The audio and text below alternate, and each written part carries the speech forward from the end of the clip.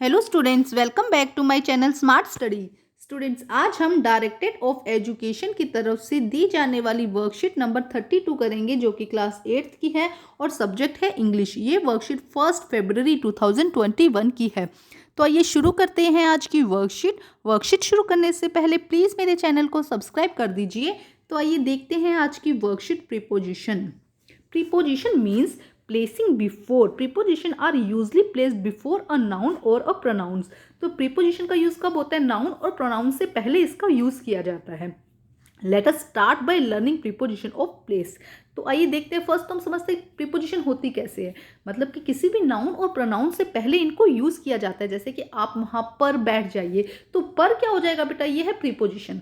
जैसे कि इंग्लिश में हम इसी तरह से जब किसी भी नाउन और प्रोनाउन से पहले हम जिस वर्ड का यूज करते हैं वो क्या हो जाता है? Preposition. Look at the picture below showing the preposition to place. अब आइए हम इसे समझते हैं। देखो कुछ प्रीपोजिशन दी गई है यहाँ पे, पहले हम इन्हें अच्छे से समझेंगे। ओन, बेटा ओन का यूज कब किया जाता है? जब किसी चीज के ऊपर रखना है। On the table, on the chair, किसी चीज के ऊपर। ये कोई चेयर है, ये उसका सरफेस है, ठीक है। तो इसके ऊपर अगर हम कोई भी चीज रखते हैं, जैसे यहाँ पे हमने रखा, तो ये क्या हो जाता है? जैसे कि देखो यहाँ पे ये स्टूल टाइप है, यहाँ पे ये बैठा है, इसके ऊपर बैठा। जब भी किसी चीज के ऊपर की बात करते हैं, बैठे होने की बात करते हैं, उस चीज के ऊपर रखी हुई है, तब हम किसका यूज करते हैं? हम यूज करते हैं ओन का। अब जैसे कि अब देखो यहाँ पे हम पिक्चर समझते हैं, साथ साथ में पिक्चर समझने। जब यही बॉल अगर हम इसके अंदर रख देंगे, एक बॉक्स है, एम्प्टी बॉक्स है, जैसा भी बॉक्स है, उसके अंदर अगर हम कोई चीज रख देते हैं, तब हम इन का यूज करते हैं। तब हम क्या करते हैं? जब ऊपर थी तब हमने ऑन का यूज किया कि ऑन द ट्री के ऊपर। जब हम क्या करें? उसके अंदर बैठे, ऑन द चेयर, है ना। जब क्या करा जाता है? उसके अंदर रख दिया जाता है। जैसे इस बॉक्स के अंदर रख दिया गया है ये, तो इसे क्या कहेंगे? इन, ठीक है।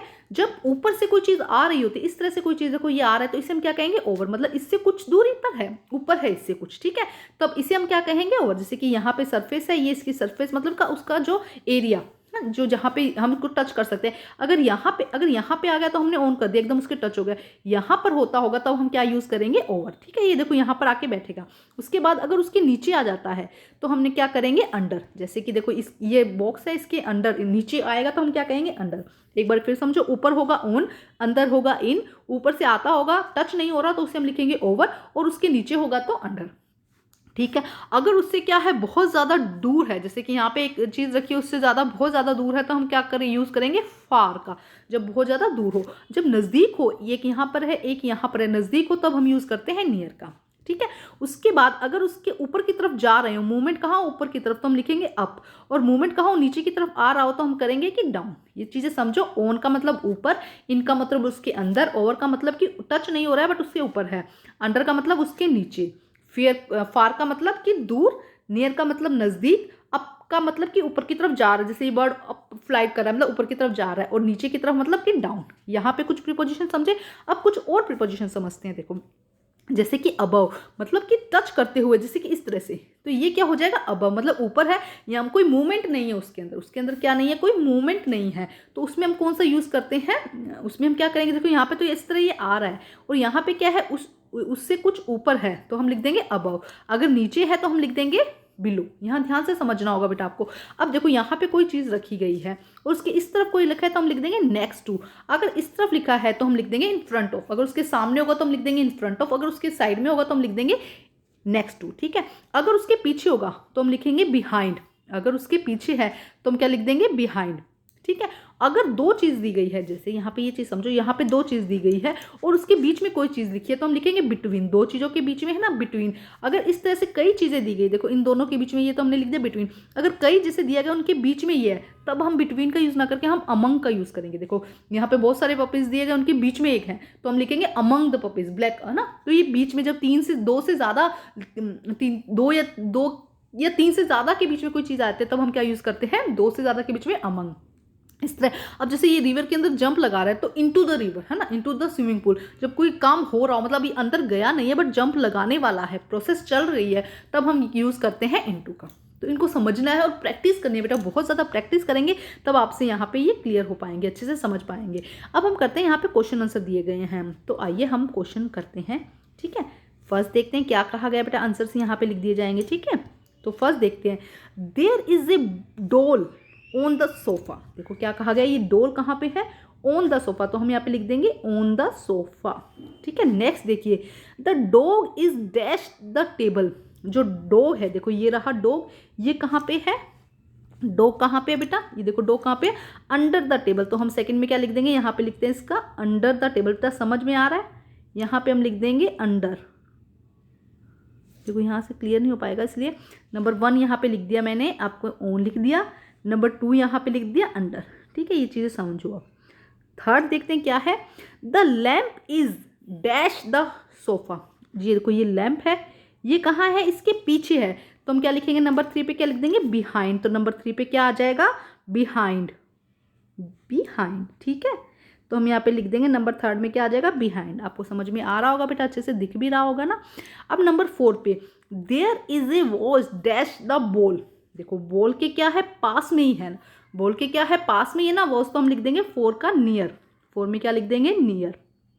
ठीक है, number 5, the umbrella is dash the cushion. जो अम्ब्रेला है, देखो ये रहा आपको अम्ब्रेला, यहाँ पे समझ, कुशन की क्या है, देखो यहाँ पे ये भी कुशन है, यहाँ पे भी कुशन है, यहाँ पे भी कुशन है।